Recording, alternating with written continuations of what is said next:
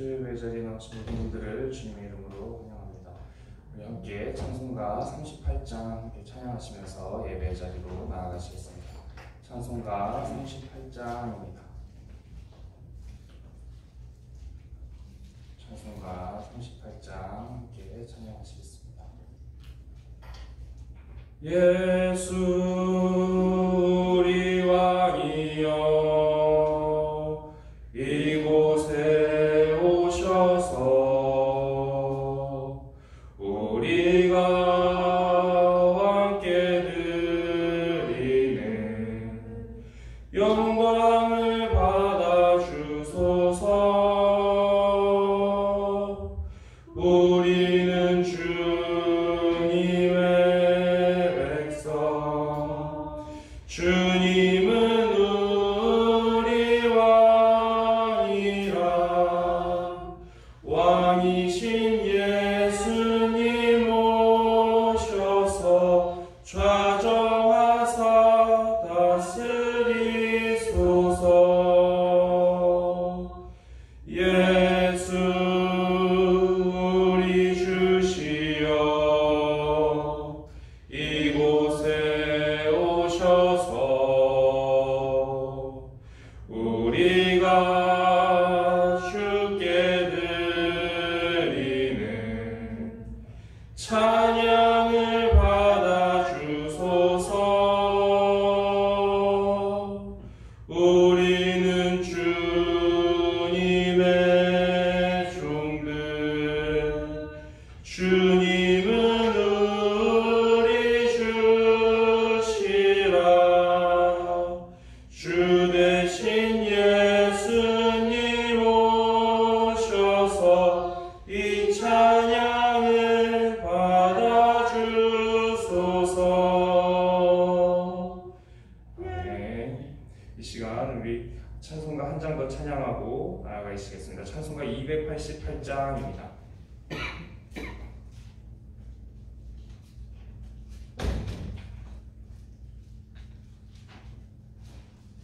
찬송가 288장입니다.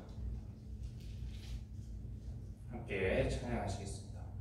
예수를 나의 구주 삼고 성령과 피로써 거듭나니 이 세상에서 내 영혼이 하늘의 영광 누리도다.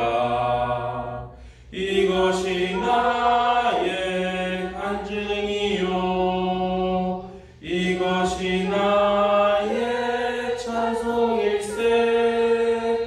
나 사는 동안 끊임없이 구주를 찬송하리로다.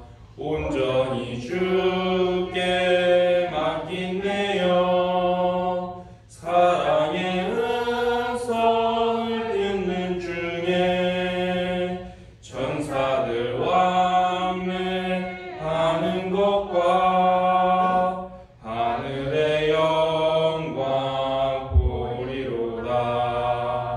이것이 나의 간증이요 이것이 나의 찬송일세.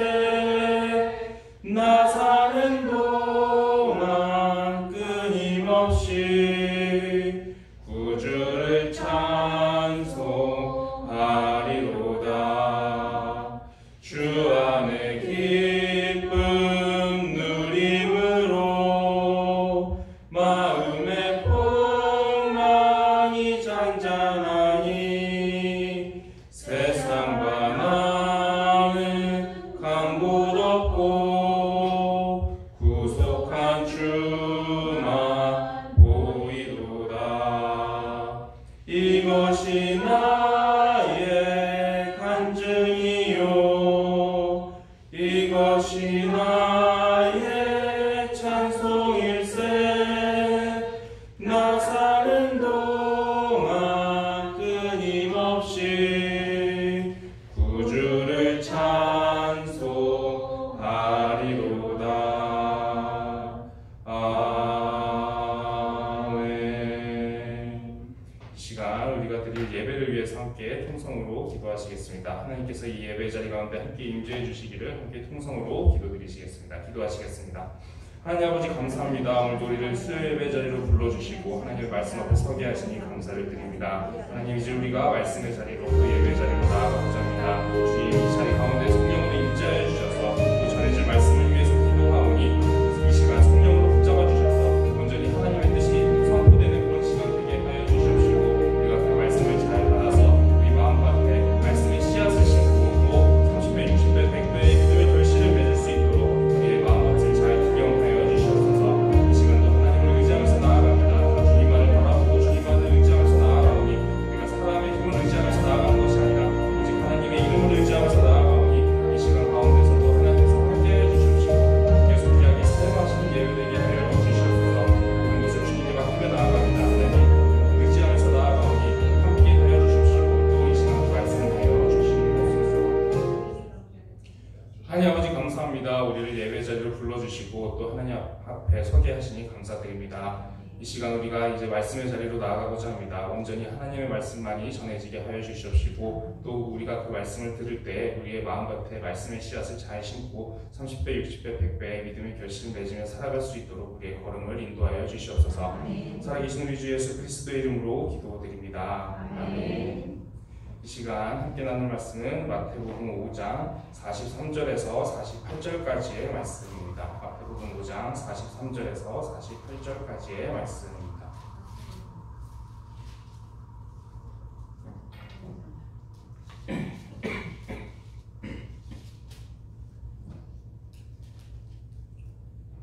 마태복음 5장 43절에서 48절까지의 말씀입니다.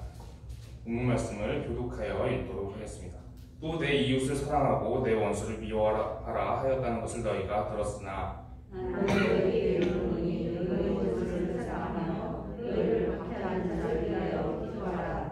이같이 한즉 하늘에 계신 너희 아버지의 아들이 되리니 이는 하나님이 그 해를 악인과 선인에게 비추시며 비를 의로운 자와 불의한 자에게 내려주심이라. 너희가 너희를 사랑하는 자를 사랑하면 무슨 상이 있으리요 죄도 이같이 아니하느니라. 또 너희가 너희 형제에게만 무난하면 남들보다 더하는 것이 무엇이냐. 이방인들도 이같이 아니하느냐. 그러므로 하늘에 계신 너희 아버지의 온전하신 것 같이 너희도 온전하라. 아멘. 오늘 말씀은 원수를 사랑하라 하신 그 내용의 말씀을 가지고 우리가 말씀을 함께 나누려고 합니다. 성경에서 이제 제일 실천하기 어려운 말씀 구절을 딱 하나 꼽아보라고 한다면 저도 제일 먼저 떠오르는 말씀 구절이 바로 이 원수를 사랑하라 이 구절이 제일 먼저 떠오릅니다. 우리가 이제 원수를 용서하는 것까지는 뭐 하나님께서 시키신다면 어떻게 믿음으로 해보겠는데 원수를 사랑까지 해라 하면은 사실은 조금 우리가 하나님을 정말 사랑하고 믿지만 조금 많이 힘든 그런 본문 가운데 하나입니다. 우리가 가까운 사람들, 가족이라든지 아니면 좋은 관계 속에 있는 사람들만 사랑하기에도 우리가 쓸 수 있는 시간, 에너지, 그런 쏟아부을 수 있는 애정이 부족하다라고 생각이 되는데 어떻게 원수까지 사랑하라고 하시나 그런 생각이 들기도 하고 참 이 말씀을 왜 하라고 하셨을까? 왜 원수까지 우리가 사랑을 해야 될까? 이해가 잘 안 되는 경우도 있습니다. 실제로 이제 우리가 어떤 사람과 원수 같은 관계 속에서 뭔가 분노하고 있는 그런 상황 가운데 있으면 더욱더 이 말씀을 받아들이기가 어려운 그런 구절 가운데 하나입니다. 그런데 이제 이 말씀은 이제 이해하고 이제 우리가 실천하기에는 여러 가지 한계가 있습니다. 왜냐하면은 우리도 아직 원수를 사랑할 때 정말로 내 영혼과 내 육체와 나에게 어떠한 일들이 일어나는가에 대해서 아직 우리도 과학적으로 정확하게 설명하거나 그럴 수가 없지 않습니까? 그래서 이 말씀을 보게 되면 우리가 정말 다 합리적으로 이해하고 납득하고 논리적으로 이해가 돼서 이것을 행하기에는 어려움이 있습니다. 하나님께서 하라고 하시니까 이제 하는 것인데 구약에서도 이러한 말씀들이 많이 있습니다. 이 모세 때 하나님께서 이스라엘에게 율법을 주시는데 그 율법 가운데 보게 되면은 이 복지제도가 들어 있습니다. 그 당시의 시대는 지금으로부터 수천 년 전 고대 사회입니다. 그리고 이 복지제도라고 하는 것은 오늘날 현대인들한테나 익숙하고 이해가 되는 개념입니다. 몇백 년 전까지만 해도 고작 이제 몇백 년 전 그 사람들에게 복지제도에 대해서 설명을 한다면 이해하지 못할 겁니다. 더군다나 이 모세가 있었던 그 시기에는 노예 제도도 존재하던 그런 시대라는 것이죠. 인권이라는 개념 자체가 없고 이제 강자가 약자를 이렇게 노예로 삼고 지배하고 학대하고 핍박하고 억압하고 착취하고 이런 것들이 너무나도 당연하게 받아들여지는 그런 사회 가운데에서 하나님께서 복지 제도를 이스라엘 가운데 주십니다. 그 모습을 보게 되면서 이제 이것은 정말로 이스라엘 사람들의 머리에서 나온 지혜가 아니라 정말로 하나님 주셨을 수밖에 없겠구나라는 생각이 듭니다. 왜냐하면 그 시대 사람들에게는 복지라는 개념 자체가 없었기 때문입니다. 근데 그거를 수천 년 전에 하나님께서 모세 시대 때 이미 이스라엘의 율법으로 주셨다라는 것이죠. 그때 당시의 사람들에게 이 복지 제도에 대해서 구구절절하게 설명하면서 이런 제도들을 가지고 있으면 결국에 이 제도들이 다 긍정적으로 작용을 해서 이스라엘이 강대국이 될 수 있어 라고 설명을 해준들 그 시대의 이스라엘 사람들은 절대로 이해할 수가 없습니다. 그러니까 하나님께서는 뭐라고 말씀하시냐면 하나님의 율법이니까 따라라 라고 말씀을 하시는 것이죠. 그런 것과 같이 우리 시대에도 여전히 이 원수를 사랑하라 이런 말씀은 여전히 우리가 100% 이해하기에는 아직도 어렵습니다. 우리도 원수까지 사랑할 때 정확히 나한테 어떠한 작용들이 일어나고 어떠한 나에게 유익이 있는지 정확하게 알지는 못합니다. 완전히 다 헤아릴 수 있는 지혜가 아직 우리 시대까지도 그 정도의 분별력이 인류에게는 도달하지를 못했습니다. 그런데도 불구하고 하나님께서는 이 말씀을 하나님의 말씀이니까 그렇게 행하라 그렇게 말씀을 하시는 것이죠. 그러면서 이제 사실 원수까지 사랑하라 라고 하신다는 것은 사실 뭐 원수는 사랑하고 그렇다면 우리가 뭐 친구는 미워하겠습니까? 원수까지 사랑하라고 하실 정도면 결국에는 뭐 가족, 친구, 뭐 우리가 스쳐 지나가는 인연들 뭐 이런 사람들까지도 다 사랑으로 대해라. 결국에 사랑으로 살아가라. 이런 말씀을 주시는 거고 그 누구도 이제 원수처럼 이렇게 미워하거나 이렇게 누군가를 해치려고 하거나 그런 부정적인 마음, 악한 마음을 품지 말고 다 사랑으로 이제 원수 같은 관계일지라도 다 사랑으로 대해라. 그런 말씀을 주고 계신 것인데 왜 이렇게 말씀을 주고 계실까? 우리가 그 부분에 대해서 우리가 이제 헤아릴 수 있는 부분 몇 가지만 이제 함께 살펴보고자 합니다. 요한일서의 말씀을 보게 되면 하나님의 본질에 대한 부분이 말씀이 나오게 됩니다. 하나님이 한마디로 표현되어 있는 구절이 있죠. 하나님은 사랑이시라. 그렇게 말씀이 나와 있습니다. 우리가 하나님의 형상을 따라서 이렇게 지음을 받았다라고 하는데 사람이 하나님의 형상을 따라 지음받았다는 것은 하나님의 본질을 따라서 우리도 우리의 본질 역시 사랑으로 지어졌다라는 것입니다. 하나님이 우리를 처음에 창조하실 때는 우리 역시 그 본질이 사랑하면서 살아가도록 원래 그렇게 우리는 창조가 되었습니다. 우리가 이제 태어나 보니까 이제 뭐 두 팔과 두 다리가 이렇게 있는데 보니까 이제 팔이 이렇게 생겼습니다. 근데 이 팔이 안으로 굽어지게 그냥 생긴 겁니다. 이건 우리가 정한 것이 아니죠. 그냥 이렇게 태어났더니 이렇게 생겨 있는 것이죠. 근데 이 팔이 이제 우리가 본질대로 창조된 그 섭리대로 팔이 안으로 굽어지면 아무런 문제가 없습니다. 근데 이 팔이 만약에 바깥으로 굽어졌다라고 생각을 해보겠습니다. 그러면 크게 다치게 되겠죠. 뼈가 부러지거나 그런 사고가 일어나게 되겠죠. 이게 본질대로 우리가 살아가게 되면은 아무런 부작용이 없이 그 자연스럽게 무난하게 흘러가게 되는데 건강하게 살아갈 수 있는데 이것이 본질을 거슬러서 거꾸로 가게 되면은 다치게 된다는 것입니다. 우리에게는 원래 사랑하면서 살아가도록 우리는 그렇게 창조가 되었습니다. 누군가를 미워하거나 다투거나 원수 같은 관계 속에서 살아가도록 우리는 그렇게 창조되지를 않았습니다. 그렇게 미워하고 다투고 하는 것은 우리의 본질인 사랑을 거스르는 그런 일이라는 것이죠. 그래서 우리가 그렇게 살아갈 때 우리의 마음도 굉장히 피폐해지고 또 그것이 마음만 피폐해지는 것이 아니라 육신에도 이어져서 우리가 뭔가 막 다투고 분쟁 속에서 살아가고 이렇게 하다 보면은 우리의 육체도 영향을 받아서 몸이 아프다던가 어떤 병이 생긴다던가 그러면서 이제 우리 몸과 마음이 다 병들어가고 아파지는 그런 모습을 볼 수가 있습니다.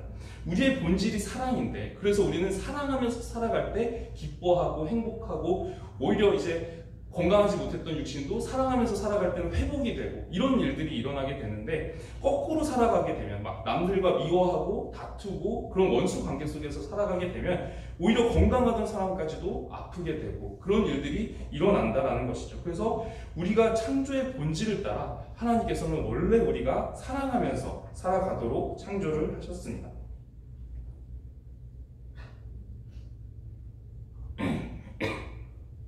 그리고 또 한 가지 이유를 또 살펴보게 된다면 우리가 이제 보통 흔히 하나님에 대한 신앙이 인간관계에도 영향을 미친다는 것을 우리는 많이 알고 있습니다.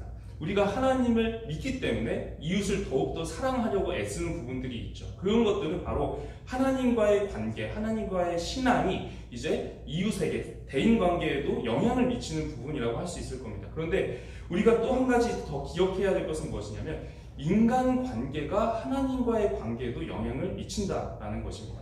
어떤 말씀이냐면 오늘 우리가 이제 나눠보고 있는 이 마태복음 5장에도 23절과 24절의 말씀을 보게 되면 이런 말씀이 있습니다.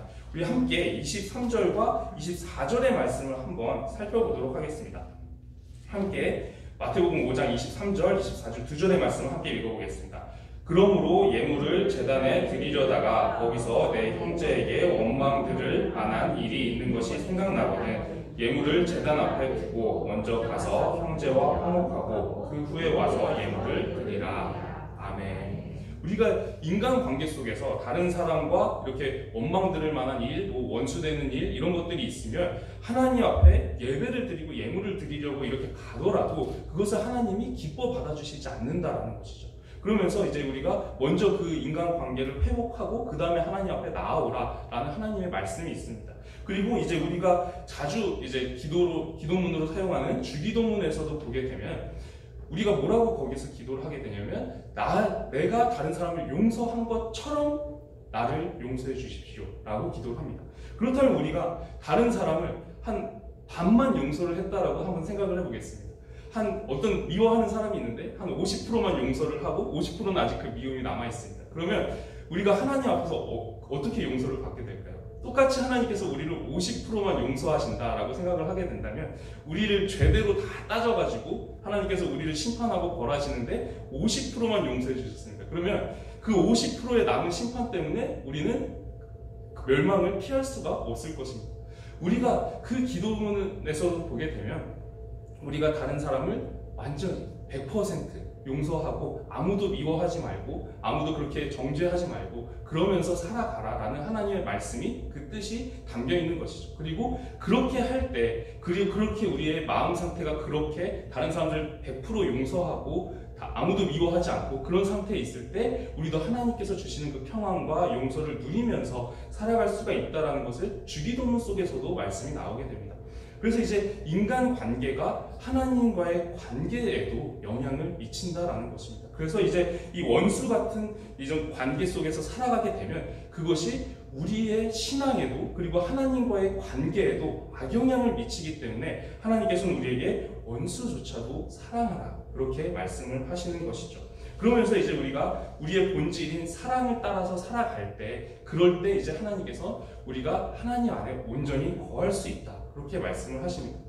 그리고 또 한 가지 또 마지막 이유를 한번 살펴보고자 한다면 이 원수 갚는 일은 원래 심판의 영역이지 않습니까? 그러다 보니까 이 심판의 영역은 원래 하나님의 영역이다 라고 하나님께서는 말씀을 하십니다. 원수 갚는 것은 하나님이 하실 것이다. 원수 갚는 일은 내게 있다라고 하나님은 말씀을 하시죠. 그 심판의 역할을 우리가 이게 어떤 분노나 이런 것 때문에 그 심판자의 역할에 내가 올라앉아서 내가 심판하겠다, 내가 정죄하겠다라고 한다면 그것은 우리가 하나님의 자리에 올라앉는 것과 같습니다.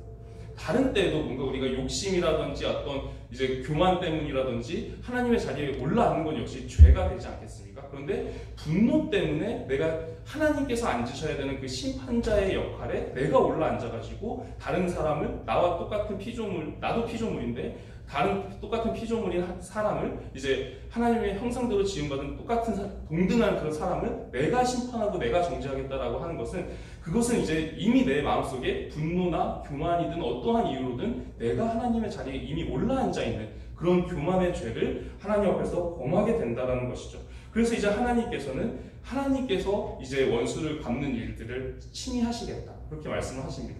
만약에 그 원수가 정말로 하나님 앞에서 벌을 받을 만한 잘못된 행동들, 그런 죄에 해당되는 일들을 하고 있다면 그 처벌은 하나님께서 하실 테니까, 공의로운 하나님께서 분명히 하실 테니까 우리는 누군가를 정죄하거나 심판하거나 그러지 말고 여전히 용서하고 사랑하는 그런 마음으로 살아가라. 그렇게 하나님께서는 말씀을 하고 계십니다. 하나님께서는 이제 친히 원수를 걷지 말고 그래서 나한테 맡겨라 라고 말씀을 하시죠. 그런데 우리는 실제로 이제 어떠한 다툼이라든지 그런 게 있을 때 이것을 잘 못합니다. 그래서 실제로 딱 어떤 원수 같은 사람이 생기게 되면은 이제 그걸 보면서 그 사람을 보면서 막 요나처럼 이렇게 막 저 사람이 언제 멸망할까 막 이렇게 지켜보는데 아무리 지켜봐도 도저히 이제 그 하나님이 제대로 처벌을 안 해주시는 것 같은 그런 느낌을 받게 되면 막 내가 막 분을 못 이겨서 내가 심판을 하려고 하고 내가 정죄를 하려고 하고 그런 일들이 많이 있지만 하나님께서는 그 순간에도 우리가 행해야 할 것은 용서와 사랑이다. 그렇게 여전히 말씀을 하고 계십니다. 원수를 사랑하기 위해서는 참 많은 것들이 필요하죠. 이 우리의 감정을 내려놓는 훈련도 필요하고 정말 이제 그 사람이 정말로 죄를 계속 짓고 있다면 정말 그 죄에 따른 공정한 심판을 하나님께서 하실 거라는 하나님의 향한 신뢰도 있어야 할 것입니다. 그리고 말씀대로 살려고 우리가 정말 애쓰고 노력하는 그런 부분들이 있어야 이제 우리가 원수를 용서하고 또 사랑하는 그런 마음으로 살아갈 수가 있을 것입니다. 우리가 이 말씀대로 살아가려고 애를 쓰다 보면 정말 이제 우리의 부족한 부분들이 많이 느껴지게 되는데 그 순간들에도 우리가 행해야 될 것, 기억해야 할 것은 우리가 왜 그렇게 살아가기를 하나님께서 원하시는가? 우리가 그 본질을, 그 하나님의 뜻을, 본심을 이해해야 한다는 것입니다. 이 같은 본문 말씀, 하나님의 본질에 대해서 아까 저희가 요한일서의 말씀을 함께 나누었는데요. 요한일서의 말씀을 보게 되면 그 뒤에 이어서 어떠한 말씀이 나오냐면 하나님은 사랑이시라. 그 말씀 이후에 바로 이어서 이런 말씀이 있습니다. 사랑 안에 거하는 자는 하나님 안에 거하고 하나님도 그의 안에 거하느니라. 우리가 사랑을 행하면서 살아가고 있을 때 우리가 하나님 안에 거하고 있다라는 것입니다. 그래서 이제 그 원수 같은 사람, 만약에 원수 같은 사람이 내가 정말로 막 그 사람을 용서하고 다시 한번 사랑으로 대하려고 애를 쓰고 그렇게 할 때에도 어떤 사람 같은 경우는 이제 그 사람도 마음을 풀고 나를 또 용서하고 사랑으로 대하고 해서 관계가 회복되는 경우도 있습니다. 그러면 이제 참 감사한 일이죠. 참 좋은 결과가 나온 상황이죠. 그런데 때로는 이제 나는 신앙적으로 이제 용서하고 사랑하려고 애쓰는데도 그 사람은 나를 계속해서 이제 공격적으로 대하거나 그런 상황을 만날 수도 있습니다. 그런데 그런 상황 가운데서 우리가 기억해야 할 것은 무엇이냐면 사랑 안에 거하고 있을 때 그 사람이 하나님 안에 거하고 있고 하나님도 그 사람 안에 거하고 계시다라는 겁니다. 우리가 원수조차도 사랑하려고 애쓰고 있으면 그 기간 동안에 하나님께서 우리와 함께하고 계시다는 겁니다. 그런데 나를 계속해서 이제 악하게 이렇게 대하는 그 원수 같은 경우는 이미 하나님께서 그의 안에 거하시고 있지 않다라는 뜻이죠. 우리가 이제 그것을 한번 생각해 보길 원합니다. 그 사람이 나를 이제 악하게 대한다. 그것에 대해서 우리는 분노만 먼저 느끼기 바쁜데 이미 그 사람이 받고 있는 심판이라고 하는 것은 이미 누군가에게 나를 향해서든 다른 사람을 향해서든 분노하고 누군가를 공격적으로 대하고 해하려 하고 그러면서 이미 그 사람이 하나님 안에 거하지 못하고 있는 심판을 그 사람은 이미 받고 있습니다. 그래서 우리가 그것을 기억하면서 나는 이제 원수 같은 그런 관계가 생긴다 하더라도 그 원수도 용서하고 사랑하는 그런 마음으로 이 세상을 살아가기를 소망합니다. 참 어려운 말씀입니다. 이게 이론적으로는 우리가 하나님의 뜻이 이런 거구나라고 생각이 돼도 막상 이런 상황들을 만나게 되면 먼저 분노가 먼저 솟아나게 되고 우리가 용서하는 마음, 사랑하는 마음이 참 갖기가 어려운데 우리가 이제 부족하고 많이 연약한 모습이라 하더라도 그래도 우리가 나아가야 할 방향이 이 사랑의 방향이라 하나님께서 그렇게 말씀하시니 지금 당장은 우리가 좀 부족하더라도 계속해서 우리가 훈련되고 또 세워져서 결국에는 이제 예수님께서 하셨던 것처럼 우리가 조금이라도 예수님의 모습을 닮아서 원수조차도 사랑하고 또 원수조차도 사랑하면 다른 사람들도 다 사랑하고 있는 상태이겠죠. 그렇게 사랑으로 살아가는 그리스도인의 모습 되기를 정말 간절히 기도하고 소망합니다. 말씀을 기억하면서 기도드리도록 하겠습니다. 기도드리겠습니다. 하나님 아버지, 우리가 원수를 사랑하라는 말씀으로 함께 말씀을 나누었습니다. 우리가 살아가는 모습들을 보게 되면 우리는 참 연약한 부분들, 또 분노 때문에 믿음보다도 분노가 앞서고 또 연약한 죄가 더 앞서는 그런 일들이 우리의 삶 가운데도 많이 있는데 우리가 이 말씀을 기억하면서 우리가 지금 당장은 부족할지라도 계속해서 훈련되어지고 세워져서 결국에는 예수님처럼 정말 원수조차도 나를 십자가에 못 박는 사람을 위해서도 기도해주고 사랑으로 대할 수 있을 만큼 우리가 조금이라도 그 예수님의 형상을 조금이라도 닮아가기를 기도합니다. 하나님, 우리가 정말 분노로 살아가거나 어떤 이제 부정적인 마음이 우리 안에 가득하게 살아가는 것이 아니라 정말 그 어떠한 사람도 미워하지 아니하고 우리가 다 용서하고 또 사랑의 마음으로 살아갈 수 있도록 하나님께서 우리에게 넉넉한 마음과 또 하나님께서 부어주시는 그 사랑의 마음으로 우리가 살아갈 수 있도록 우리 안에 사랑을 부어주시옵소서. 살아계신 우리 주 예수 그리스도의 이름으로 기도드립니다. 아멘. 하늘에 계신 우리 아버지의 이름을 거룩하게 하시며 아버지의 나라가 오게 하시며 아버지의 뜻이 하늘에서와 같이 땅에서도 이루어지게 하소서. 오늘 우리에게 일용할 양식을 주시고 우리가 우리에게 잘못한 사람을 용서하여 준 것 같이 우리 죄를 용서하여 주시고 우리를 시험에 빠지지 않게 하시고 악에서 구하소서. 나라와 권능과 영광이 영원히 아버지의 것입니다. 아멘. 이 시간에는 우리를 구원하시기 위해서 이 땅에 오셨던 그 예수님을 먼저 우리가 기억하기를 소망합니다. 그러면서 이제 그 예수님의 사랑을 기억하면서 우리도 그 사랑을 행하면서 살아갈 수 있기를 기도합니다. 우리가 또한 이제 분노라든지 어떤 죄의 유혹을 받을 때가 있을 것입니다. 그러나 이 말씀을 기억하면서 어느 순간을 만나든지 어떤 상황들을 만나게 되든지 우리가 용서와 긍휼과 또 사랑의 마음으로 살아갈 수 있기를 함께 통성으로 기도드리시겠습니다. 함께 기도하시겠습니다. 하나님 아버지, 우리가 하나님께 받은 사랑을 기억하고자 합니다. 하나님, 우리가 예수님의 그 사랑을 기억하면서 우리가 그 사랑을 본받고 싶습니다. 하나님, 우리가 정말 예수님의 조금이라도 예수님의 형상을 닮아서 자신의 십자가에 못 박는 그 사람들을 위해서 기도하고 또 사랑으로 행하셨던 그 예수님의 모습처럼 우리 역시 우리가 안에 넉넉한 마음과 또 사랑하는 마음이 있어서 우리가 다른 사람들을 또 때로는 원수같이 여겨지는 그런 사람들조차도, 그런 관계 속에 있는 사람들조차도 용서하고 사랑으로 대할 수 있는